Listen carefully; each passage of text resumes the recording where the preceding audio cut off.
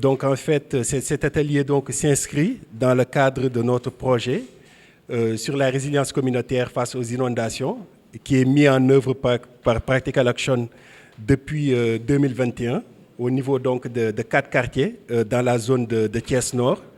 les quartiers donc de Médina Fall, Thiali, Keur Mam El Hadj et Nguent. Donc dans le cadre de ce projet, on avait notamment prévu de faire une activité sur les systèmes d'alerte précoce, où l'idée c'est vraiment à travers un peu une formation avec une structure comme l'ANACIM, ainsi qu'une autre organisation dénommée Diokolante, qui est chargée de transmettre les messages aux communautés, les messages d'alerte sur les précipitations. Donc de faire une formation pour essayer un petit peu de sensibiliser les communautés sur les risques climatiques, donc en matière de risque d'inondation, mais aussi par rapport au processus un peu de dissémination des messages d'alerte pour voir aussi quelles mesures est-ce que l'on peut mettre en place pour réduire un peu les risques d'inondation. Donc jusque-là, on a eu à mener une série d'activités comme les activités de curage qu'on a eu à faire au niveau du quartier de Nguent. On est aussi en train de procéder à la construction de puisards dans le quartier donc de Médina Fall. Donc tout cela s'inscrit dans un plan d'intervention que l'on avait élaboré ensemble avec les communautés lors de l'engagement communautaire donc au départ. Sans plus tarder, peut-être je vais donner donc la parole à M. Bousso, qui représente ici donc la commune de Thiès Nord, avant aussi donc de transmettre la parole à M. le sous-préfet, qui nous fait un petit peu l'honneur donc de présider donc cet atelier et d'assister donc à cette formation. Voilà, merci beaucoup. Des dynamiques autres que ce qu'on faisait d'habitude, c'est-à-dire au lieu d'être dans la réaction, plutôt être dans la prévention et dans la prise en charge. Donc je crois que la formation d'aujourd'hui s'inscrit dans cette dynamique et la commune de Thiès Nord que je représente ce matin vraiment se réjouit que les communautés quand même soient outillées pour vraiment percevoir les informations climatiques qui sont en général distillées mais pas toujours comprises par les communautés. Parce que très souvent on entend des slogans ANACIM dañuy wax rek mais du taw, mais quand même de plus en plus on se rend compte quand même que les prévisions sont réelles, sont vraiment vérifiées. Pas plus tard que le vendredi dernier, j'ai vu une prévision qui prévoyait des pluies dans l'après-midi vers 15h. Effectivement, vers 15h30,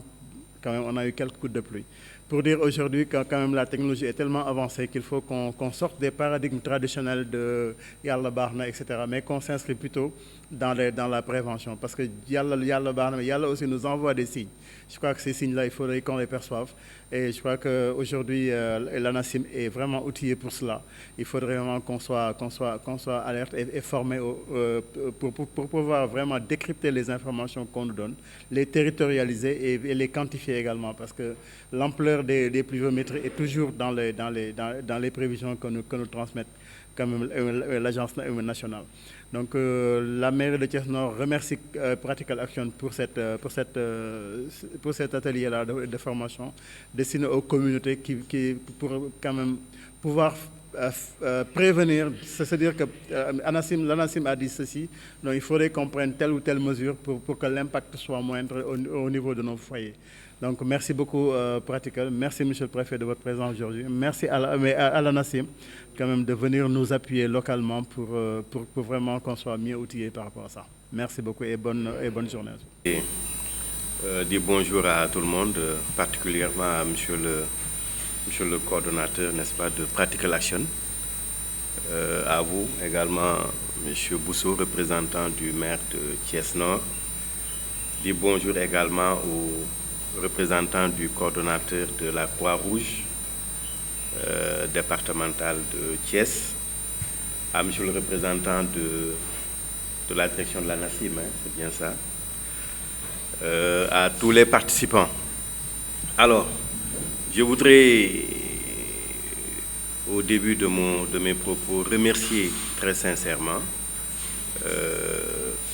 la coordination de Practical Action, le projet en tant que tel, pour l'organisation de cet atelier. Bien entendu, en collaboration avec la Croix-Rouge départementale de Thiès, mais les féliciter aussi, les encourager, surtout pour le travail de qualité qu'ils ont eu à, n'est-ce pas, à mener et qu'ils sont en train de dérouler, n'est-ce pas, au niveau de l'arrondissement de Thiès-Nord et particulièrement dans les 4 communes, dans les 4 quartiers que vous venez de citer. Et cela au profit, naturellement, des populations, n'est-ce pas, impactées par les inondations. C'est, je disais donc, véritablement là un cadre de synergie, parce que retrouver l'ONG Practical Action et la Croix-Rouge dans une même organisation pour une synergie et une mise en commun, n'est-ce pas, de leurs efforts, entre dans le cadre, n'est-ce pas, de cette politique de résilience communautaire contre les inondations, face aux inondations. Nous suivons donc de très près, Monsieur le coordonnateur, ce que vous êtes en train de faire, vous et votre partenaire associé, je le disais tout à l'heure, la Croix-Rouge, et nous vous encourageons à poursuivre, n'est-ce pas, dans cette dynamique-là. Vous l'avez dit, Monsieur le maire, la rencontre de ce matin est consacrée à la formation sur la transmission de l'information climatique et les systèmes d'alerte précoce, communément appelés SAP. Alors, cette rencontre donc constitue pour nous aussi un prétexte pour plancher et réfléchir justement sur l'importance de l'accès à l'information climatique dans la gestion du risque inondation. Car, comme j'ai l'habitude de le dire, pour lutter contre les inondations,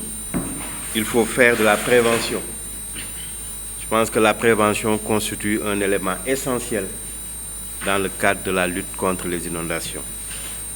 Et ce sont ces informations justement climatiques qui nous permettront d'anticiper, mais également de prendre ainsi les différentes précautions nécessaires à améliorer nos stratégies de lutte contre, n'est-ce pas, ces inondations-là. Saluer aussi la présence de l'ANACIM ici à nos côtés. Comme on l'a dit également, je pense qu'ils ont déjà annoncé qu'il y aura beaucoup de pluie cette année. Donc, c'est l'occasion également de les saluer et pour nous aussi de prendre cette donne-là en compte. Je voudrais donc, c'est sur ces mots que je voudrais souhaiter plein succès à nos travaux et déclarer l'atelier de formation sur la transmission de l'information climatique et les systèmes d'alerte précoce ouverts. Je vous remercie de votre aimable attention. D'habitude, yéen kese yéen a daan dem sur le terrain di intervenir Croix-Rouge itam di dem moom itam de manière isolée sur le terrain di intervenir. waaye cette fois-ci da ngeen a lëkkaloo bëgg intervenir ensemble, n'est-ce pas, sur le terrain pour le bien de la communauté. Loolu ñun dañ koy rafetlu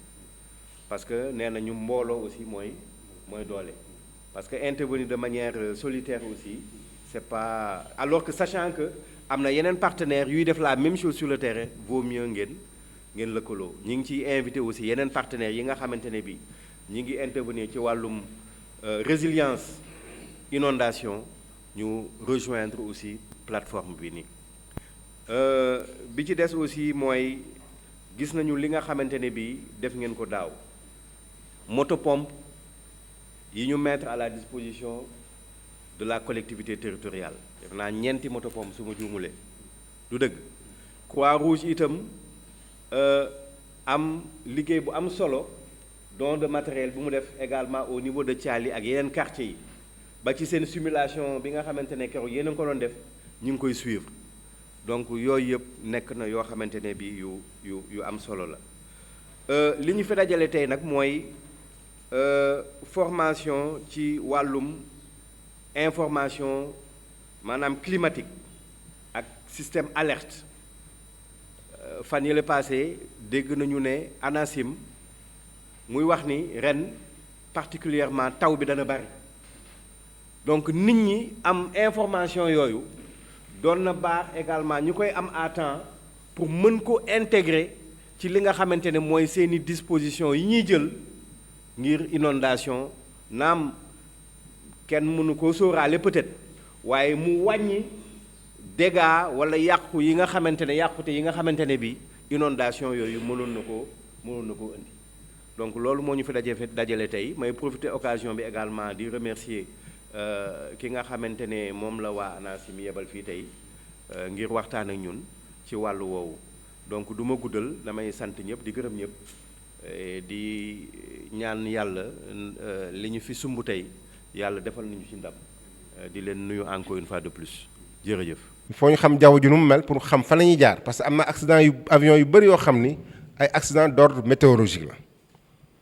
parce que dem nañ ba ci biir ñu dugg ci ay xeetu niir yoo xamante bu ñu ci duggee mën na leen indil faagaagal donc xibaaru météo bu ñu ko amee ci seen plan de vol dina leen mën a aider ñu xam fan la ñuy jaar ak yeneen bis bu déparé ba keroog muy atterrir condition météorologique dafa nekk lu am solo moo tax ñu liggéey ak ñoom. tourisme yi ñëwee fi tamit xam nañ laaj fan moo am naaj fan moo am tàngaay pour ñoom ñu fay dem bu dee day taw ñu wax leen ko donc wàllu tourisme tamit dañ ciy yëngu bu baax dañ ci ñëwaat bu baax. beneen fànn bi gën a am solo mooy agriculture ak élevage parce que réew moo xamante ni boo jëlee fukki juróom-ñaar yëpp ci wàllu mbay ak càmm la ñuy yëngu mënuñoo wax météo te waxuñu ci loolu donc météo tamit dina liggéey ci wàllu agriculture élevage mu nekk ay information xam dañ koy faral di fournir secteur boobu. wàllu énergie tamit énergie maanaam barrage yi ndox la donc taw bi bu tawee dina am njeexital ci barrage yi donc production d'énergie au niveau barrage hydroélectrique yi kooku information climatique am na solo lool ci ñoom parce que saa yu amee taw côté Bakel mën na am njeexital ba côté Falémé bi ak fleuve Sénégal. ci wàllu wér-gu-yaram tamit am na feebar yu bëri yoo xam ne ci wàllu santé la donc njeexital poussière yi ak tàng vague de chaleur yooyu yëpp nañ ci faral di joxe ay xibaar pour waa secteur santé di ci gis seen bopp. ci wàllu napp gi ak ñiy faral di dem géej tamit dafa am lu ñuy wax météo marine bu ñu nee tey ji géej gi yëngu na bu nee tey ji am na gannax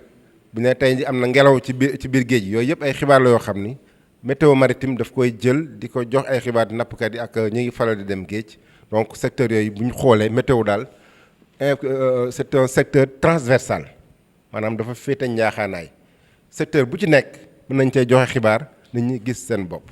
service prévision ak réduction des risques parce que service dafa am ay ñaari fànn ci wàllu météo li ñuy wax prévision du temps ak prévision du climat man nañuy wax les climatologues ak les météorologues am na différence tuuti parce que temps bi mooy li ngay xool ci saase tey jii nan la Thiès mel ndax dafa ngelaw ndax dafa naaj ndax fii ak ngoon nañ séntu ay taw ndax fii ak suba nañ séntu ay taw ndax fii ak ñetti fan ñeenti fan juróomi fan ba ci fukki fan lan lañuy séntu ci wàllu météo ci wàllu ngelaw ci wàllu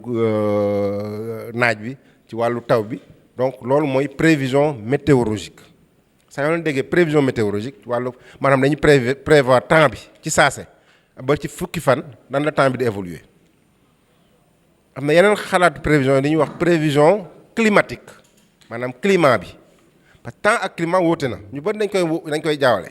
temps bi mu def mooy yëg-yëg bi nga am tey ji ak fii ak ay jours ak ay heures mais bu dee climat variation condition climatique yi la maanaam taw bi kañ lay war a tàmbali ndax nawet bi dina bëri ndox ndax ren nawet bi dina teel a tàmbali ndax ren tàngoor bi dina teel a ñëw ndax ren sedd bi dina gudd donc dañuy koy natt ci ñetti weer ba ci benn at jëm ay ak lu ko lu tegal loolu mooy prévision climat donc borom xam-xam yëpp dañoo nekk météo am na ñoo xam prévision climat la ñuy def am na ñoo xam prévision temps la ñuy def man service bi ma jiite prévision climatique la ñuy def maanaam buy nawet bi ñëw ñu ni kat nawet bi takk nañ ne nii lay mel bu sedd bi ñëw ñu ni sedd bi dina teel a tàmbali ainsi de suite am na sama neen natt ngoo xam ne nag prévision du temps la ñuy def maanaam tey jii fii ak ñaari fan ba fii ak fukki fan donc secteur boobu nag service prévision et réduction des risques ci ñetti ponk la ñuy liggéeyee ponk mu njëkk bi mooy suivi météorologique maanaam bala ngay wax dara il faut nga am foo ko ci fan nga ko sukkandiku bi maanaam ci données météorologique la parce que dañoo am ay ndaw ci gox-goxaan yépp ci biir réew mi saa su nekk ñu ñuy nattal ñaata la taw bu dee ngelaw li fu mu jublu ñaata la am ci tàngoor ñaata la am ci guusaay di ko natt di ñu ko envoyé donc ay données la il il faut données yooyu yëpp nag ñu koy jël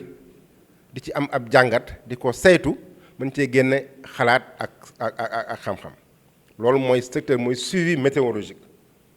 donc bala ñuy def prévision il faut données yooyu yëpp ñu dajale ko xam ni kat tey ji fii ak semaine bi ngelaw li fii la jublu ñu xam ni kat semaine bi guusaay bi commencé naa dugg ci réew mi ñu xam ni kat actuellement bi ma leen di wax ni guusaay bi dugg na ci réew mi lool mais nag diggante li ko dalee Ndakaaru Thiès Louga ba côté Ndar guusaay bi des na fa loolu li ñu koy mën a won mooy takk ñi nga xam ne dañuy faral di nekk suñu ndaw yi nekk ci gox-goxaan yi dañuy jox données yooyu ñu koy am ci loolu lañu mën a sukkandiku nag ak yeneen xarale ak ay xam-xam mën cee def ab takk pour dox ay prévision jox ko askan bi ñaareel bi mooy production des prévisions et d'alerte maanaam bu ñu jotee données yooyu dañuy def ay prévisions ay saytu ak di artu saytu bi mooy xool nan lañ gisee temps bi artu bi mooy bu ñuy gisee luy ñëw ñu mën ko teel a wax askan bi ñu mën a jël seen matuwaay loolu mooy ñaareelu ponk bi ñetteel bi mooy dissémination des produits et services maanaam nan la ñuy def pour wasaare xibaar yooyu xëy na comme ñun suñu temps mayuñu ko dañuy jokkandiko ak ay start-up comme ñu mel ni Jokalante ñu def dissémination boobu wasaare ko pour askan bi jot ci parce que xibaar météo dafa nekk lu gaaw a yàqu boo ko yoree joxe woo ko bu jàllee amatul njariñ munoo bàyyi ba mu jàll nga naan ah xamoon naa ko kat dama ko doon bañ a wax wala xamoon naa ko kat damaa wóorul woon bu jàllee amatul njariñ parce que nit ki ba nga koy wax phénomène bi jàll na ba pare la muy yàq na ko alors que boo ko teelee wax mën naa jël ay matuwaayam xëy na ñëwaat bu ci kanam ci partie incertitude ma ci daan ci insister ci fin bi mais dañuy jàpp ni daal phénomène météo dafa produit météo lu gaaw yàqu donc dissémination dafa war a gaaw. kooku dañuy renforcer capacité institutionnelle yi def naa ni mooy li ñuy def renforcer capacité institutionnelle yi autorité administrative yi autorité locale yi ak structure technique yi il faut ñuy waxtaan ak ñoom renforcer capacité ça ne veut pas dire que capacité amul woon mais dans le domaine dañ ñëw wax ak ñoom ci nan la ñuy liggéeyee. comme ça ñoom fa ñuy suñu domaine d'intervention nañ ci renforcer pour mën ñoo xam mën ñoo gën a dégg parce que nit ki tamit boo nekkoon da ngay jottali foo nga xam mu xam fan ngay waxee parce que nit ki tamit bala mu lay jottali dara tam il faut mu gëm li nga koy wax parce que relais dafa nekk lu am solo relais dafa nekk koo xam dafa war a représenter nit ki parce que loo gëmul mënoo ko jottali donc gëm bi du ñu da ngay gëm à la kulial wala par force déedéet mais gëm bi du càggante ni wax ñun naka la ñuy liggéeyee ak fa ci yan xam-xam lañ teg suñu liggéey ba génne xibaar yooyu donc renforcement bi ci foofu lay ñëwee. beneen bi amélioration de l'identification de l'évaluation du suivi de l'alerte précoce et des risques maanaam dañ identifier zone yi nga xam ni fa la ñu war a defee suñu système d'alerte précoce. parce que système d'alerte précoce boo xam dafa nekk Thiès wóote na ak système d'alerte précoce boo xam dafa nekk Fongolembi wóote na ak système d'alerte précoce boo xam dafa nekk Cabrousse parce que réalité yi bokkul réalité climatique yi bokkul réalité environnementale yi bokkul donc il faut ñu évaluer loolu bu baax pour xam gox bi ñuy intervenir yan réalité moo fa nekk pour mën a évaluer risques yi. améliorer l'utilisation des connaissances aussi c'est-à-dire booy ñëw tamit bu jàpp ni tu es venu ci degré zéro ka ngay fekk ndax xamul dara déedéet ku nekk am nga sa xam-xam dañ lay fekk ca la nga xam ñu weccoo ci xalaat jéem a ànd doxandoo parce que ci wàllu saytu nawet ci wàllu biir nawet ngeen di xool ndax tey ji yaakaar ngeen di dina taw wala déet am na ay xam-xam yoo xam yu wér la yoo xam maam bàyyi nañ ko fi yooyu teggiwuñ ko parce que am na ñoo xam ni yàlla may na leen sama mbokki njóobeen yoo xamante ni yàlla may na leen suba teel am na nu muy guusee rek ñu ne la ah tey kat balaa tàkkusaan dina taw parce que ay li ñuy wax ay information ay connaissance endogène ak connaissance empirique yoo xam ni ci yëg-yëgu tàngaay wala sax am na ñoo xam sax dañuy saytu ci wàllu garab ci wàllu ay jur ci wàllu ay picc pour xool ni kat lii kat su ma ko gisee man ni nawet baa ngi bëgg a ñëw wala lii kat su ma ko gisee mën naa ni kat ndox du laalaat suuf ci wàllu ngelaw yooyu donc connaissance yooyu il faut ñu partir de l'existant pour mën a xool naka la ñuy liggéey ak yéen renforcer aussi la préparation aux catastrophes c'est-à-dire nit ki il faut yéen parce que sama mbokk courageux xam nañ ko bu baax des fois ñu def ay simulation bu dara amul sax ñu def simulation donc loolu pour préparer les risques de catastrophe bu dara ñëwee nan la ñuy fàggandikoo donc loolu da lay permettre nga am benn réflexe automatisme boo xam ni di nga mën a réagir rapidement parce que face à un défi face à un risque il faut agir vite et pour agir vite il faut avoir des canaux d'intervention yoo xam da lay mën a permettre nga jaar ci rapidement donc loolu li ñuy wax renforcer la préparation dafa am solo maintenant diffuser l'information toujours fa la ñuy mujjee wasaare xibaar yi loolu moo am solo lépp loo def te wasaare woo ko amul njëriñ. war nañ ko étendre ci yeneen secteurs yi parce que yeneen secteurs ñoom ñu laaj ñu ni kat yéen a ngi étendre yéen parce que ñun suñu schéma ma leen waroon au départ secteurs yëpp la ñu war a liggéeyal donc lu mel ni santé sab boobu am na ci importance parce que dafa naa ne médecin chef de région yi amoon nañu il y a 1 mois 2 mois de cela benn atelier boo xam defoon nañu ko Dakar pour daje ak ñoom pour wan leen ñun yan impact la ñu secteur santé ak la mën a am ci wàllu climat ak météorologique donc loolu pour mettre en place benn SAP sanitaire boo xam ni boo amee vague de chaleur ak yeneen yoo xam ne nañ ci ñëw nañ ko teel a jot. am na secteur tamit énergie mu mel ni ANER yooyu yëpp dañuy war a étendre SAP bi ci ñoom concevoir des produits adaptés à ce secteur désigner des personnes relais pour la transmission des messages trouver des financements et le coût des messages parce que loolu tamit am na solo financement coût des messages am na solo je pense que c'est l'occasion encore de remercier encore le projet Précite ci contribution bi nga xam ne dafa koy def ci secteur inondation parce que structures yi c'est des structures nationales populations yi c'est des populations locales qui ont besoin d'information donc bu amee projet boo xam ne dafa ñëw intervenir dans la chaîne pour appuyer la facilité c'est des choses yoo xam ne dañ ko war a gërëm trouver des finances produire au quotidien des cartes de vigilance météorologique au niveau national acquérir un radar météorologique pour la prévention des risques carte yi dañ koy joxe chaque fois am na benn kii bu ñu wax mooy radar météorologique dafa nekk jumtuwaay bu am solo ci prévoir risque inondation parce que radar mooy mën a permettre muy capter fii ba lu mat 200 kilomètres ça dépend des radars mën na nekk 50 kilomètres à 200 kilomètres ou plus phénomène buy ñëw ak doole ji mu mën a xam nan lay avancer pour mën koo joxe parce que pour le moment amoon nañ benn radar boo xam Linguère la nekkoon radar ba yàqu na radar bi ñu am actuellement mi ngi nekk Diamniadio la nekk boobu radar bi moo nekk mooy point rouge boobu fa la nekk radar bi rayon d'action bi nekk fii yëpp li ñuy cercler nii région de Dakar li ko dalee région de Dakar un peu vers Pout un peu avant Thiès defe naa ne Tasset di fa am ci phénomène yëpp da koy gis parce que radar bi bande la boo xam day tourner rek bu amee taw wala niir boo xam day ñëw doole ji da ko teel a gis xam nan lay évoluer parce que am na ñeneen jumtuwaay ci wàllu météo ci saytu nawet mais bu dee prévoir inondation defe naa radar moo nekk li gën a am solo parce que luy ñëw mën na koo gis mën na calculer distance bi wax ban période lay war a ñëw par exemple bu ñu amoon radar boo xam mën nañ ko am Thiès fii ba am na puissance xam ba 200 kilomètres ci kanam ba plus après Linguère mën na xam phénomène nan lay évoluer donc nit ñi mën a joxe alerte très tôt 2 heures de temps ou 3 heures de temps ou plus pour que nit ñi mën na jox seen disposition te loolu day compléter prévision météorologique parce que prévision météorologique mën na gis yooyu mais radar bi day def benn ñuy wax prévision ci saase mën a joxe ay xibaar donc loolu defe naan ci wàllu prévision comité de gestion inondation ren prévoir nañu installer beneen radar Dakar boo xam ne mën a couvrir région de Dakar ak région de Thiès mën a joxe gën a mën a améliorer suñu prévision parce que am na ko wax sànq ñu ne météo bu njëkk ba nit ñi gëmuñu ko woon mais at yu nekk ñi ngi jéem a yokkaat loolu li koy yokk mooy jumtuwaay yi ñuy utiliser parce que jumtuwaay yi lu muy gën a xarañ rek ak nit ñi tam ñu leen di gën a tàggat xibaar bi di gën a leer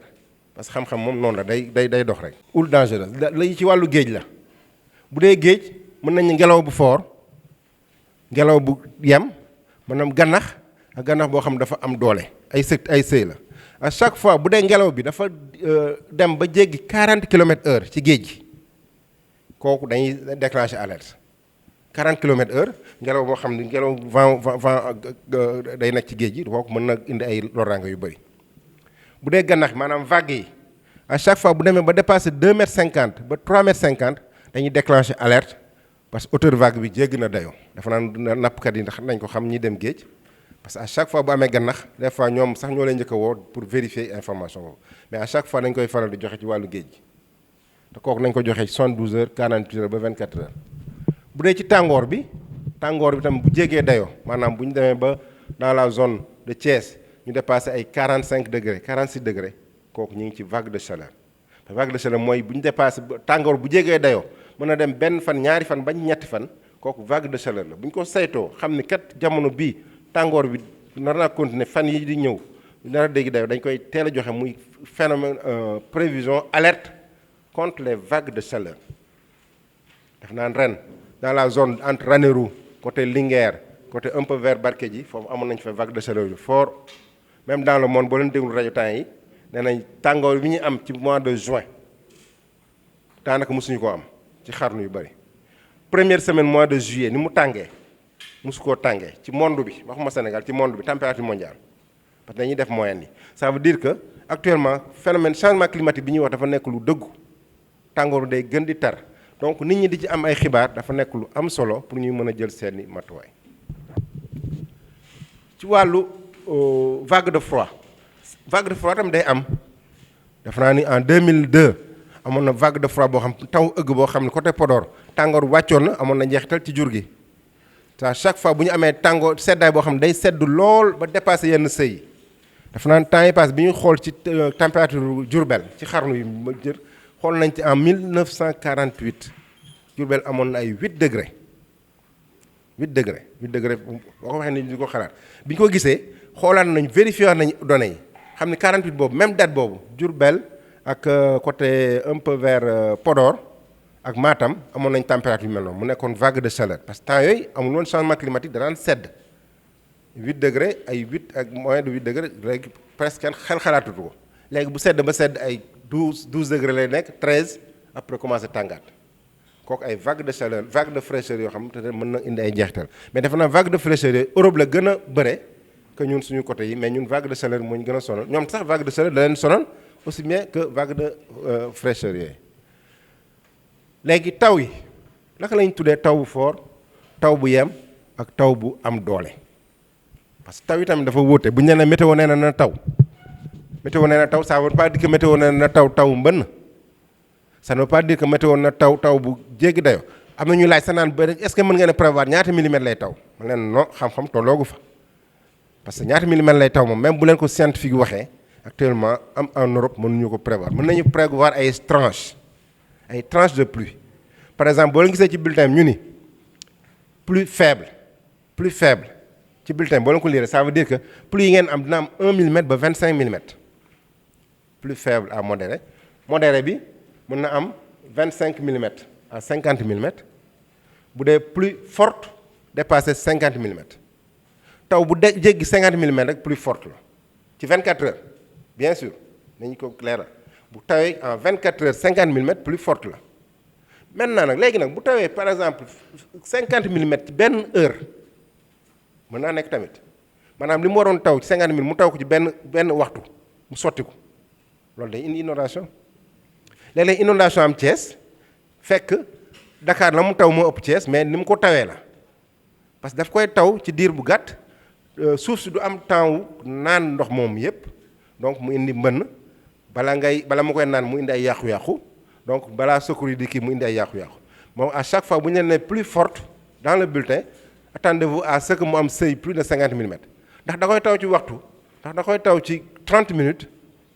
kooku peut-être ci événement bi ma kii mais yéen di ngeen am information pour jël seen matuwaay bu ñu nee plus faible moom mën naa taw suuf si naan ko mën naa di jàll donc loolu tamit lu am solo la ci gestion des risques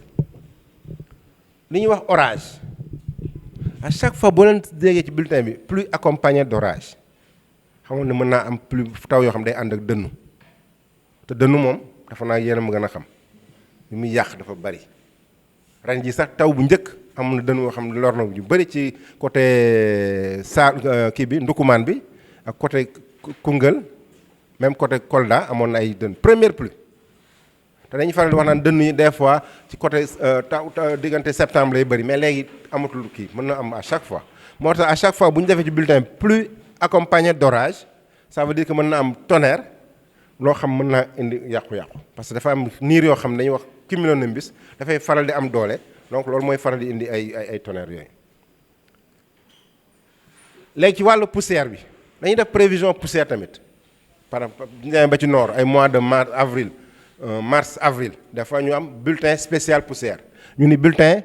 poussière mince mooy gis-gis bi mën ngaa gis ba 5 kilomètres bu ne poussière dense maanaam au-delà de 5 kilomètres 1 kilomètre mënoo gis loolu mooy poussière dafay am doole donc à chaque fois bu ñuy nee poussière dense attends-toi que dina am visibilité bi mën na dem ba moins de 1 kilomètre au-delà de 1 kilomètre doo mën a gis parce que dans la météo tamit dañ koy calculer visibilité donc poussière dense poussière mince yi nga xam dañuy faral di allergique à la poussière bu ñu jotee bulletin moom mën nañoo xam jël seen matuwaay parce que poussière tamit luy yàq la luy indi ay kii allergique ak ay problèmes respiratoires donc nuñ ci bàyyi xel la. brouillard maanaam bu dee lay kooku peut-être xëy na sax bëriwul fi mais des fois ñu am ko brouillard maanaam lay bi surtout suba teel nga gis mu lay lool kooku mën na indi ay loraange ci wàllu transport bi. ci wàllu transport automobile mën na nekk transport aérien parce que visibilité gis-gis bi day wàññeeku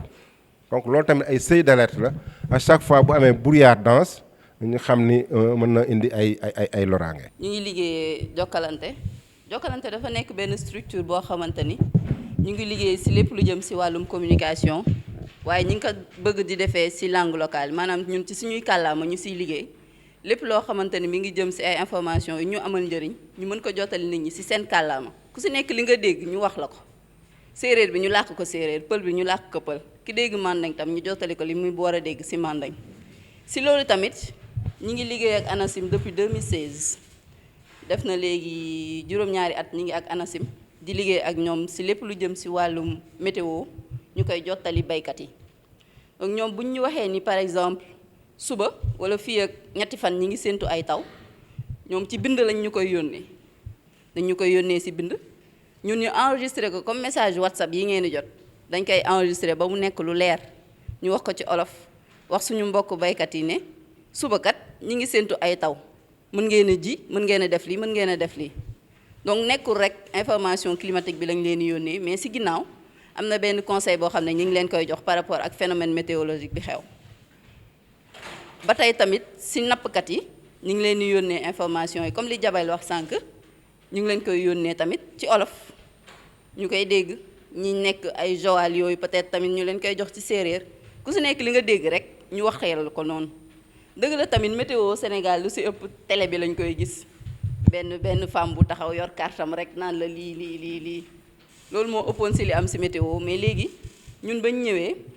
dañ ne pourquoi pas nit ñi dëgg la soxla nañ information boobu mais ñu wax leen ko tamit ci canal bi nga xam ne moo gën a adapté ci ñoom ci langue bi nga xam ne moo gën a adapté ci ñoom mais surtout ci terme yi nga xamante ni ñoom ci seen jargon la nekk baykat bi da nga koy wax mbirum suuf mbirum ji mbirum lii nappkat bi nga wax ko ci waxu gànnax géeg lii de ce fait nit ki bu déggee message bi même bu fekkee loo xam ne mi ngi koy soog a jot dina dégg loo xamante ni intéressé na ko ci profession am la ci environnement am la ci ay affaires yu mu tàmm di waxtaanee la donc ñun ci loolu la ñuy liggéey di joxe xabaar yooyu mais aussi di mën a jox nit ki possibilité mu remonter ay information maanaam yéen tamit bu fekkee ni Practical Action jox na leen information à travers l'ANACIM que dina taw ngeen am jafe-jafe yéen ci seeni gox mënoo leen jot waa Practical Action pour wax leen ni am nañ jafe-jafe bii ak bii ak bii ñun numéro bi ñu mettre en place mu leen yónnee message yi même numéro boobu mën ngeen ko utiliser pour di si delloo ay information ana jëfandikoo ñun pour di leen envoyer message yi dañ ko saytu boo xam ne dina nekk lu oyof nit ki bu yoree sax téléphone simple mën nañ jokkante ak moom na am rek lu mu jàppee réseau soxlawul muy nekk smartphone soxlawul muy nekk téléphone 5000 francs yu touche yi sax mën nañ si communiquer ak nit ñi donc pour ñun dafa war a yomb nit ki mën a jot information yi mu soxla ci langam ak fu mu mënti nekk mu mën ko jot Raji voilà, c'est un peu les statistiques par rapport à Jokalante. Nous travaillons actuellement sur les 14 régions du Sénégal, donc à travers divers projets, à travers des ONG,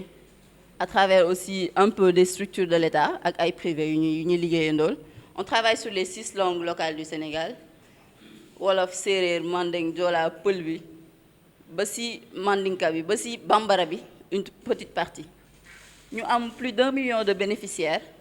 rajo locales yi ils sont plus proches de la population par rapport ak yeneen rajo yi nekk Dakar ñoom lañ gën a xam, mais surtout y a les voix leaders yi nga xamante ni communauté bi moom la ñu reconnaître. Par exemple les bàjjenu gox ak yooyu rajo communautaire yi moom lañ gën a accessible que bu ñu doon jël par exemple RFM wala dara pour liggéey ak ñoom. li ñuy gën a def ci rajo yi c'est plus des campagnes de sensibilisation. Par exemple par rapport ak inondation bi comme li suñu yaay ji wax keroog mën nañ utiliser rajo bi pour wax leen ni ñu ngi leen di ñaan kat ngeen bàyyi xel ci xale yi ndax am na lii ak lii ak lii lu xew ci gox bi. Et ce serait plus précis même bu fekkee ni dañ ci yokk turu quartier bi bu fekkee ni dinañ leen wax ni gis nañu lii ak lii amoon na ci quartier bi ñu ngi leen di ñaan ngeen def lii et cetera. Même bu dee chef de quartier yi sax ñoo koy utiliser c'est encore plus pertinent. te loolu noonu yëpp ñun dañ koy utiliser parce que voix wu chef de quartier bi par exemple bu ko communauté bi di dégg c'est plus porteur que man bu may enregistrer parce que man xamuñu ma.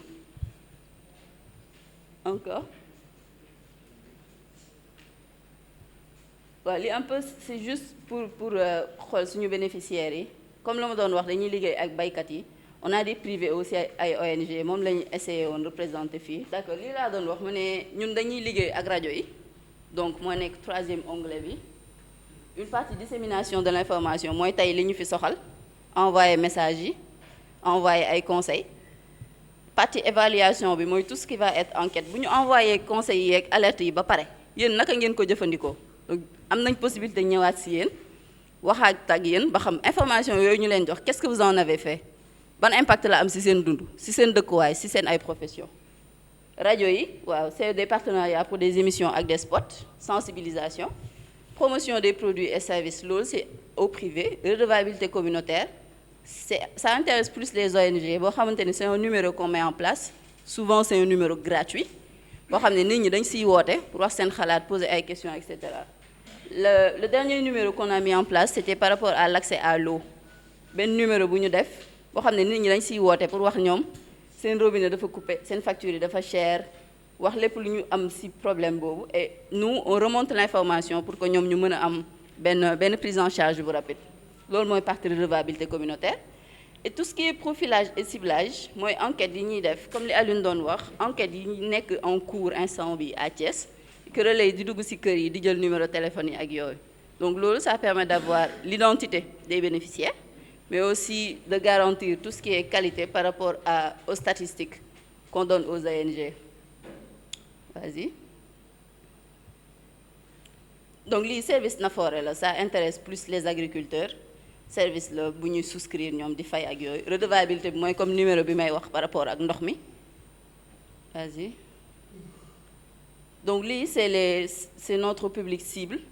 les agences publiques comme ANACIM et cetera les ONG comme Practical business yi comme entreprise yeeg yooyu on travaille beaucoup aussi avec les ONG les GIE je veux dire les organisations de producteurs ak yooyu. Voilà, vas-y. C'est la même chose demain. Voilà, ça décrit juste ni ñuy liggéeyee ak ANACIM.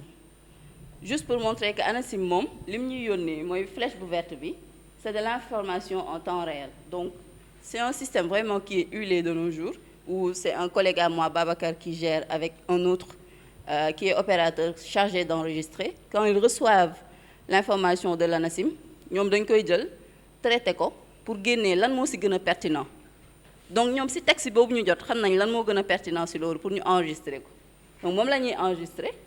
de telle sorte que nit ki bu ko déggee normalement non seulement ça l'interpelle ci li affaire bi di wax mais aussi ci localité bi muy dégg ci biir message bi donc ANACIM envoie au producteur envoie à Jokalante et Jokalante dissémine à son tour en langue locale et envoie ñu yónnee ko producteurs yeeg pêcheurs yi ñoom tamit ñu mën a woote ci numéro bi pour poser seen ay questions yooyu tamit ñu mën ko jox ANACIM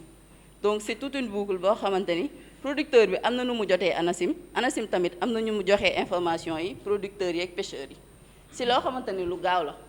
1000 personnes 1500 personnes mën nañ leen a woo en 2-3 minutes ku ci nekk jot sa appel déglu li ngay wax ba mu jeex su leerul nga woote waat ci numéro bi ne déglu naa de waaye lii ak lii rëcc na ma loolu bu amee ñun bu ñu déggee message boobu mën nañ ko jottali ANACIM comme mën nañ woowaat nit ki lépp rek mi ngi dépendre ci cadre bi ñu définir ci loolu. lii c'est un peu nos partenaires avec lesquels on travaille Vas-y Khadija. Donc les secteurs d'activité comme li ma waxee rek agriculture, élevage, communication, santé, etc. C'est sur ça qu'on travaille, mais principalement ñu ngi entre agriculture, pêche, communication personnalisée ak humanitaire, environnement, changement climatique aussi. Mais li ñu gën a intéressé tey mooy nekk information bi ñu leen di yónnee yéen naka lañ leen koy yónneewee. Donc Khadija am na ay numéro yu mu enregistré fii si yéen si ñun nekk fii dañuy jéem a jox kenn rek mu enregistré benn message bu gaaw comme quoi lii mooy message test bu tey bi ñu jox ko Khadija léegi-léegi mu lancé ko ngeen bàyyi xel si seen ay téléphone rek bu ko lancé ku si nekk si yéen dina jot appel bi nga déglu ko xam lan la audio bi di wax suñu mënee am aussi ku ko def haut-parleur ñeneen ñi mën a dégg ñi nga xam ne jotuñu jël seen numéro ce serait bien. léegi kan mooy porté volontaire pour enregistration bi moom moo war a ñëw léegi lii mooy plateforme bi nga xam ne ñun moom la ñuy utiliser mu am onglet yu bëri carnet d'adresse bi mooy nekk fi nga xamante ni moom la ñuy gisee liste personnes yi nga xam ne ñoom la ñu war a contacter donc di ngeen gis ni am nañ seen ay tur numéro de téléphone yi tur bi numéro de téléphone bi nit ki fan la dëkk localisation ak aussi genre bi lii mooy onglet carnet d'adresse bi boîte à messagerie bi mooy comme li ma leen wax bu ngeen wootee ci numéro fixe boobu lu ngeen wax message bu ngeen ci bàyyi ñun fii lañ koy gisee ci boîte à messagerie bi donc bu ñu newee Jokalante ki koy gérer moom fii lay ñëw di déglu li ngeen fi bàyyi comme question li ñu war a jottali waa Practical Action et cetera. onglet alerte bi mooy tout ce qui concerne les messages voix qu'on va envoyer donc li Khadija programmé nii pour test bi aussi mën nañ koo gis fii si 13 personnes yi mu choisir après bu lancer alerte bi temps bi mu jël ça va apparaître ici comme bi 10 secondes yi mu def fii aussi nañ ko gis fii ñaata temps la affaire bi jël effectivement. Et analytics c'est tout ce qui concerne les statistiques donc bu ñu envoyé message yi ba pare yan statistique lañ ci am par exemple quartier bu nekk ñaata nit ñoo déglu nit bu nekk mën nañ xam aussi ñaata seconde la déglu donc peut-être ça va servir par rapport au relais par rapport aux autres ñu xam kan moo gën a intéressé wu wala kan moo nga xamante ne nekkul di déglu information yooyu yëpp ça peut se faire c'est des mises à jour qui se font automatiquement léegi onglet analytics bi c'est juste voilà des statistiques et cetera. IVR bi mooy par exemple bu ñu jëlee audio bi def ko ci numéro bi pour ku nekk bu wootee rek déglu audio bi au lieu ñun ñu koy envoyer yéen bu ngeen wootee rek ci audio bi ngeen di jot loolu tam mën naa nekk léegi mu bàyyi Khadija mu def test bi. maa ngi leen di présenter l'orage waa Kër Maam El Hadj donc premièrement ñun dañoo xalaat ni communication bi moo ci jiitu daal avec la population maanaam yëg nañu ni message taw dina am dina toll nii ak loolu lépp léegi message bi nga war a mën a jàllale mooy ci téléphone yi la ñuy njëkkee parce que à travers les WhatsApp dinañ mën a jàllale lu bari appels yi aussi ñu woote ku ci nekk daal di fagaru. porte à porte yi aussi dañ ko cee boole parce que gis nañ ci ñoo xam ni ku ci mel ni les jeunes engagés dinañ sawar dugg ak bàjjenu gox yi dugg def porte à porte waxtaan ak kilifay kër yi waxtaan ak population bi ASC yi aussi gis nañ ni dañ ciy farataal di dugal seen loxo bu baax a baax kon bàjjenu gox yi imam yi aussi gis nañ am nañ ci part de responsabilité chef de quartier aussi même les autorités administratives dañ leen cee boole maanaam ci communication bi léegi ñu ñëw ci information bi nga xamante ni maanaam dënnu ñëpp xam nañu dënnu àndut ak matériel électronique maanaam ñu jéem a fay téléphone yi sunu maam yi daan nañ def di muur seetu yi ñu boole ko ci aussi rajo yeeg matériel yëpp loo xamante ne électronique la maanaam da ngay gis ñoo xam ni kër gi ñu dëkkee day inondé seen frigo yi day taa day am ndox ci suuf la ñëpp xam nañ ni courant àndut ak ndox ñu jéem a fay frigo yooyu yéegi ko ci kaw éviter de se mettre sous les arbres maanaam buy dënnu ñëpp xam nañ ni di taxaw baaxul di ne taxaw aussi ci suufu garab yi baaxul de préférence dañ naan na nga gën a wàcc lu mu gën a wàcc gën a baax ñu ñëwaat aussi ci xale yi ndax xale yi ñu ci bari dañ naan mënumaa téye samay doom mais nag bu inondation ñëwee lu mu bon war nañu mën a téye xale yi naam nag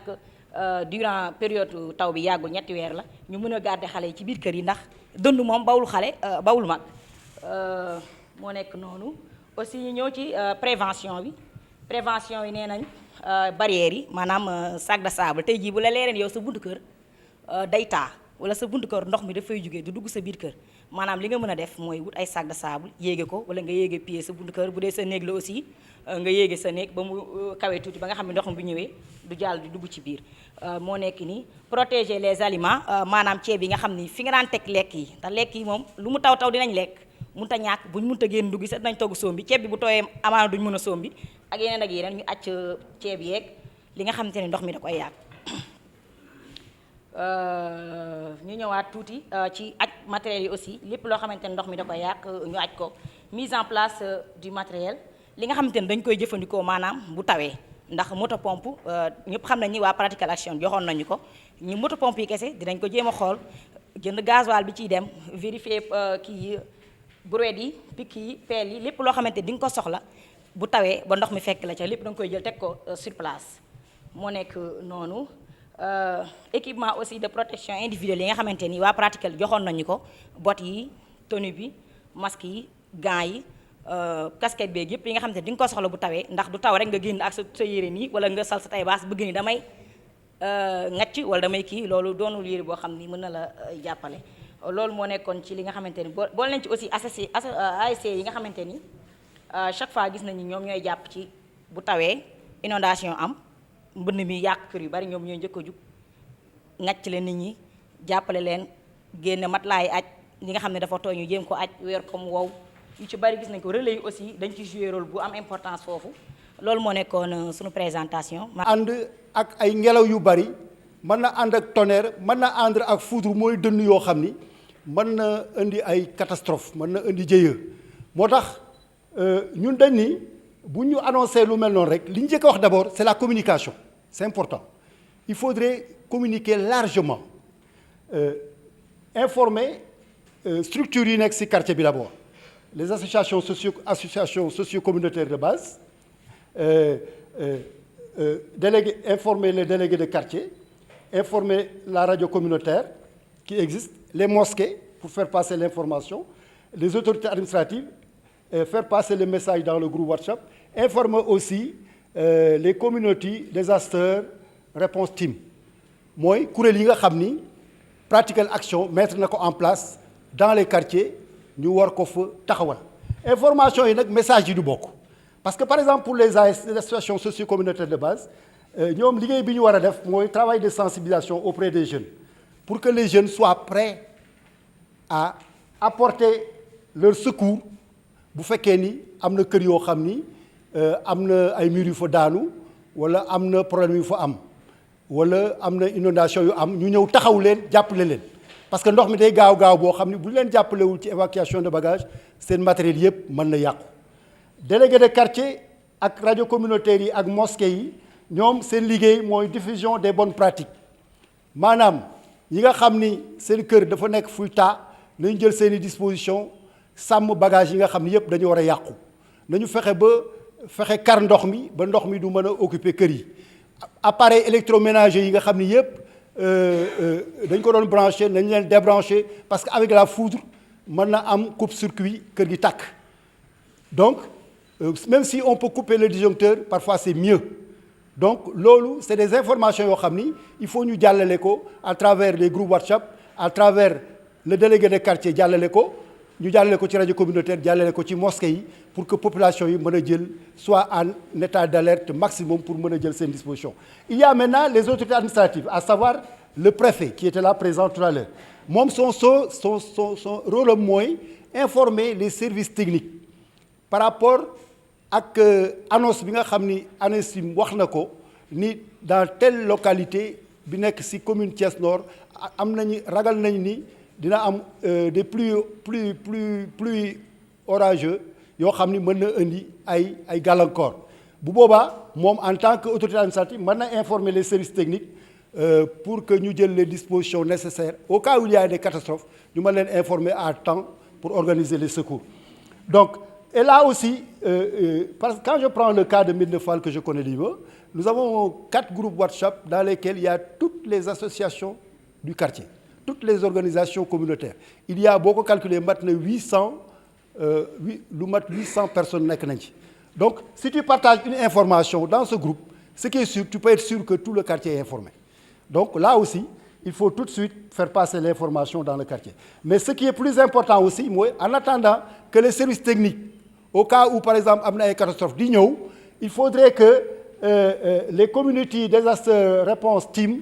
ñu waxtaan ak ñoom aussi ñu jël toutes les dispositions. Parce que le matériel bi ñu def bi ñu mettre à la disposition de la communauté teguñu ko fa rek pour muy nelaw ci kër délégué de quartier bi ñoom dañ leen war a mettre en état d'alerte maximum pour que chaque fois ñu informer leen ñu sol seeni accessoires yi ñu leen jox yóbbu motopompe yi ci endroit yooyu mën a pomper ndox mi évacuer ko pour diminuer en tout cas les dégâts en attendant que les sapeurs-pompiers puissent descendre sur place. man maa fi toogaloon waa Thialy Petit Thialy bon dañu jot benn appel boo xam te daf ñuy wax ni taw bu métti mooy waaj a wàcc suñu zone muy zone nord. léegi lu ñu njëkk a xalaat mooy sensibiliser population bi jaar ci délégué de quartier bi ci imam bi ASC ak bàjjenu gox yi ak relais yu ñu am ci koñ gi. léegi bu ñu fa jaaree pour mën a joxe information bi nga xamante ni ñu ngi xaar benn taw bu fort boo nga xamante ne mu ngi wàcc ci zone nord ci lu yàggul dara. ginnaaw bu ñu defee noonu pare dañuy jéem a tamit dugg ak population yi dugg ci kër yi def porte à porte ba nga xamante ne maanaam mbiru bu ñëwee du leen bett nañ ko waajal jàppale leen ci ranger ay bagages yoo xamante ne bon taw bi bu ñëwee mën na koo yàq ba ci def ay saak yoo xamante ne dañ ciy def suuf pour mën a yëkkati fu nga xamante ne day taaw ba ndox mi du mën a dugg ci biir kër yi. génnee tamit waajal génnee moto pompe yi bu ñu xamante ne practical action moo ñu ko jox pour utiliser ak regard yi pour gën a mën a prévoir kii bi bu ndox bi ñëwee ñu mën koo pomper génnee ko ci biti mu génn ànd ak ndox bi dem. alerte tamit autorité étatique yi lu ci mel ni sapeur pompier wala leneen pour bu ndox mi ñëwee ndax am na foo xamante ne nit ñun population du suñu mën-mën daa am ñoo xamante ne ñun fa la ñuy yem am na loo xamante ne autorité étatique yi ñoo ko mën a def que ce soit sapeur pompier service d'hygiène wala dara ba nga xamante ne bu tawee ndox bi du ñu mën a solo yooyu noonu. wax ñu comme ça par exemple dina taw mais taw bu yemamaay rek bu normal mais ñun ñëpp xam nañ ni ñun fa ñu dëkk Ngent waxuma la taw sax mais bu xiinee ñu inondé donc dafa am nuñ koy dundee donc bu ñu jotee information bi li ñuy njëkk a def ñun mooy alerter population bi ni leen carrément ñun zone bi ñu dëkk dafa am nappe phréatique donc bu xiinee rek ndox mi day commencer génn donc war nañoo jël ay dispositions yoo xamante ne du ñu am problème même bu ñuy am problème sax du doon problème yoo xamante ne day garaaw moo tax li ñuy njëkk a def ci kër man boog ci biir kër gi li ñuy njëkk a def mooy dañuy mettre à l'abri li nga xamante ne mooy jumtukaay yi nga xamante ne moom la ñuy utiliser li ñuy lekk ak bagage yeeg appareil électrique yi nga xamante ne comme que kër yi day ball donc yooyu yëpp dañ koy jéem a yëkkati de telle sorte que ndox mi du ko laal du ko yàq bon mobilier bi aussi dañ koy yëkkati nga xamante ne ndox mi bu duggee ñun suñu kër yi day ball day waaw mooy loolu. bon bu ñu ñëwee ci communauté bi am nañu déjà benn équipe boo xamante ni bu ñu jotee information tag ñoom ñooy dugg ci quartier bi informer leen ba pare ñoom ñooy jël les devants li ñuy njëkk a def mooy ñëw curer caniveau yi nga xamante ni ndox mi bu ñëwee du taxaw lépp dafay dem zone yi nga xamante ni day taa ñu xool nuñ ko jéem a remblayer bon am na tamit ay côté yoo xamante ni par exemple comme ay chantier dañuy jël gravaay teg ko ci mbedd mi de telle sorte que ndox mi bu ñëwee du jàll yooyu yëpp ñun dañ koy dindi nga xamante ni ndox bu ñëwee rek du taxaw day dem yoonam donc waaw et en plus aussi dañuy def de telle sorte que jumtukaay yi nga xamante ni joxoon nañu ko muy pompe yi ak pelle yeeg bureet yeeg yooyu noonu ñu former jeunes yi nga xamante ni defuñu woon formation bi nan lañ koy utiliser nga xamante ni am na ñoom te ni bu ñu fa nekkul ñi fa nekk dinañ mën a gérer loolu noonu bon buñ information yi tamit bu ñu ko jotee li ñuy njëkk a def mooy dañuy dem alerter préfecture dañuy dem préfecture alerter leen ni leen carrément jot nañ lii information buy wane ni taw dina am ak ñun suñu zone bi ñu dëkkee bu tawee ak ni muy demee ñu informer leen dem informer police pour ñu xelal ñu ci wàllu sécurité dem informer waa sapeur pour bi nga xam am na zone yom te ne ñun du ñu ko mën a pomper parce que peut-être suñu pompe yi du ko mën pour ñoom ñu dimbali ñu ci wàllu pompage. Après dañuy dem informer waa service d'hygiène pour ñu ñëw bu nu ñu koy waxee sax désinfecter ñu zone bi parce que ñoom ñoo xam yan produit la ñuy utiliser pour désinfecter loolu noonu. waa Croix-Rouge tamit dañ leen di informer pour bu ñu amee ay ñu war a secourir ci inondation yi ñu ñëw secourir leen. waa UCG dañ leen di informer parce que di nga gis ay zones yoo xamante ni mbalit mi dafay bari ñoom ñoo ci mën dara ñoom ñoo yor matériel bi nga xamante ni ñoom ñooy ñëw tibb mbalit mi yóbbul ñu ko. Bon bu ñu ñëwee ci dañuy dem aussi ci collectivités locales yi lu ci mel ni mairie ak kii nu mu tudd conseil départemental informer leen mairie dañoo soxla ci ñoom matériel parce que ñun amuñu am nañ ay matériel mais bariwul donc ñoom ñoo ñu war a mën a abal matériel bi nga xamante ni ñun dinañ ko mën a utiliser ba pare duñ ci am benn problème ñoom am nañ matériel boobu foog ñu dem ci ñoom informer leen ni leen kat soxla nañ ko ñu abal am nañu ay brouette am nañu ay râteau pelle mais bariwul ñoom tamit ñu renforcer ñu matériel yooyu noonu pour suñu liggéey mën a gaaw mën a efficace avant taw bi di ñëw donc loolu moo nekkoon présentation bi. donc maa leen di gërëm di leen sant maa ngi tudd Alioune Ndiaye di liggéey pour ONG bu tudd Practical Action ONG boobu Angleterre nag la basé wu waaye dañoo am benn bureau fii bu Afrique de l'Ouest boo xam ne Dakar la nekk. léegi suñu tànk nag fii nii nag Thiès moo doon si projet boo xam ne dañ ko tàmbali depuis 2021 bu tudd promouvoir la résilience communautaire face aux inondations dans la commune de Thiès Nord ànd dekk mbënd bi.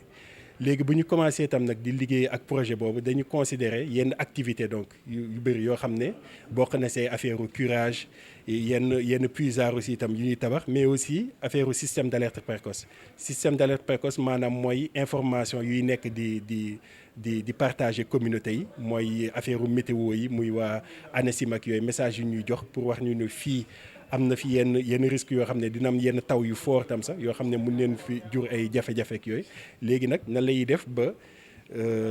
partager ko communauté yi pour que aussi ñoom tam ñu mun teg yenn jéego yoo xam ne dina wàññi vraiment risque tam ak inondation yi. maa ngi nuyu ñëpp di gërëm ñëpp man la Malick Sow nekk point focal régional système d'alerte précoce bu Croix-Rouge sénégalaise au niveau de la région de Thiès. donc tey boo gisee jotaay bi fii tey Practical Action moo ñëwoon tey ci biir programme am bi mu lëkkaloo ak Croix-Rouge ne dafay def sab yi ak ANACIM pour ak ONG pour du Jokalante nga xamante ni moo yor lépp luy message météo buy jaar moom moo yor canal bi jàllale boobu ñu ñëwoon tey ak communauté bu zone nord nga xamante ni Practical Action depuis bu yàgg mi ngi fay def ay activité dem ba moo Croix-Rouge ñu gis ni mënuñoo def ay activités parallèles ñu boole seen doole pour di accompagner communauté yooyu moo tax tey ñu dajale waat leen tey pour que ñu créer équipe boo xamante ni groupe boo xamante ni SAP lay nekk moom mooy réceptionner message bi di ko jàllale à travers des canaux comme ni ñu koy xamee les bàjjanu gox les mouvements associatifs les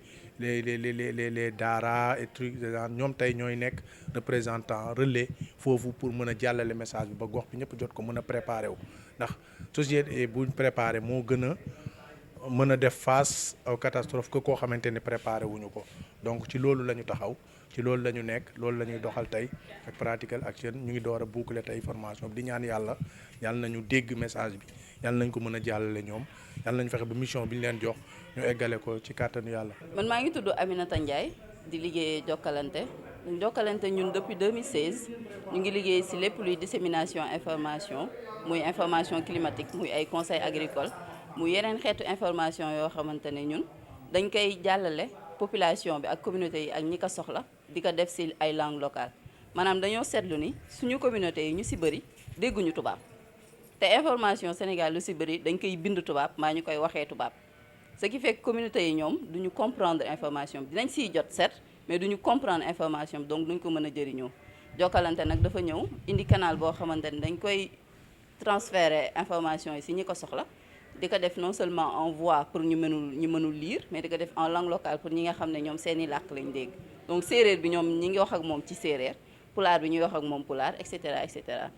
donc ci projet bii nii ñuy liggéey ak Practical Action fii ci Thiès ñu ngi jàllale ay informations yoo xamante ni c'est des informations climatiques di si boole ay quelques consignes yoo xam ne dinañ mën a fàggandiku si mbënd mi si inondation yi donc si loolu la ñuy liggéey si projet bi ak Practical Action en même temps ñu permettre communauté yi ñuy remonter ay informations yoo xamante ni ñoom seetlu nañ ko si seen i gox wala am nañ question yu ñu war a mën a poser Jokalante aussi permettre na leen loolu à travers projet bi nii donc ñi ngi ñaan projet bi commencé si jàmm yegsi si jàmm te lépp objectif yi ñu si am yëpp ñu mën ko atteindre communauté bi aussi def si loxoom lépp mën a jaar yoon ci niñ ko bëggee. Je m'appelle Alioune Ndiaye, je suis chargé de projet en résilience climatique au niveau de l'ONG Practical Action, qui est donc une ONG basée en Angleterre et dont le siège ici en Afrique de l'Ouest se trouve à Dakar. D'accord, donc en fait la journée d'aujourd'hui s'inscrit un peu dans le cadre des activités de notre projet sur la résilience communautaire face aux inondations dans la commune de Thiès-Nord. Donc nous avons organisé un atelier de formation avec l'agence de météorologie, ANACIM, ainsi qu'une organisation travaillant dans la dissémination des messages d'alerte Jokalante. Donc en fait, au niveau donc de cette journée, ça a été organisé en partenariat avec la Croix-Rouge, avec laquelle nous avons entamé une collaboration donc depuis l'année passée, ainsi que la mairie de la commune de Thiès-Nord. Donc ça a consisté principalement à une présentation des différents produits de l'ANACIM en matière de prévision par rapport à des risques d'inondation, mais aussi la définition des différents niveaux d'alerte. Et par la suite aussi, donc, on a pu avoir une présentation de l'organisation Jokalante avec sa plateforme de diffusion des messages d'alerte aux différentes communautés en s'appuyant donc sur les langues locales. Et on a procédé aussi à un exercice donc de simulation avant d'avoir un peu cet exercice participatif avec les populations où nous avons recueilli leur avis suivant la survenue d'un risque donc d'inondation. Quelles étaient éventuellement les mesures préconisées en termes d'action à la fois au niveau individuel, au niveau de la communauté, ainsi qu'au niveau aussi donc des autres acteurs, que ce soit la mairie, ainsi que les autres services techniques. Donc ce qu'on a prévu, c'est vraiment de dérouler ce système d'alerte précoce. Comme je le disais, nous travaillons en collaboration avec la Croix-Rouge depuis l'année passée. Donc l'idée, ça va être de cibler un nombre de ménages de l'ordre de 250, qui sera donc composé à la fois de nos communautés, mais aussi de certains acteurs, quoi. Donc voilà, que ce soit donc des membres de la Croix-Rouge, de la mairie, de la sous-préfecture, avec lesquels nous allons partager les messages d'alerte, et cela nous permettra un peu de mieux nous préparer face aux risques d'inondation. Je suis le point focal régional du système d'alerte précoce de la Croix-Rouge sénégalaise au niveau de Thiès. Donc comme l'a si bien dit Alioune Ndiaye de Practical Action, depuis 2021, on a jugé nécessaire de réunir nos forces et de travailler ensemble pour la résilience des communautés, surtout dans le domaine des inondations, dans la commune de Zone Nord. Donc on a eu ensemble à former des CDRT, des équipes communautaires de réponse aux catastrophes. Maintenant, nous sommes en train de faire reformer des SAP dans le cadre d'une réception des messages par rapport au changement climatique, à la prévision météorologique qui concerne la pluie, pour que les communautés soient plus préparées et qu'ils aient le temps de se préparer pour éviter les dégâts. Donc ce qu'on dit early action. Alerte précoce, action précoce. D'où la nécessité de préparer les communautés pour qu'ils font face à des éventualités, risques dus aux inondations et aux prévisions météorologiques. Vous savez qu'on est dans les changements climatiques et il pleut beaucoup plus que d'habitude. Donc la zone nord est une zone très exposée par rapport à la nappe phréatique qui est proche, par rapport à la cuvette dont la zone constitue. Thiès est une cuvette donc, qui déverse sur la zone nord. Donc c'est l'importance qui a motivé la création des SAP et des équipes communautaires au niveau de cette zone, donc pour assister davantage les populations. Donc c'est pourquoi aujourd'hui Practical Action, Jokalante, la Croix-Rouge a initié cette formation avec les communautés qui sont dans cette zone-là.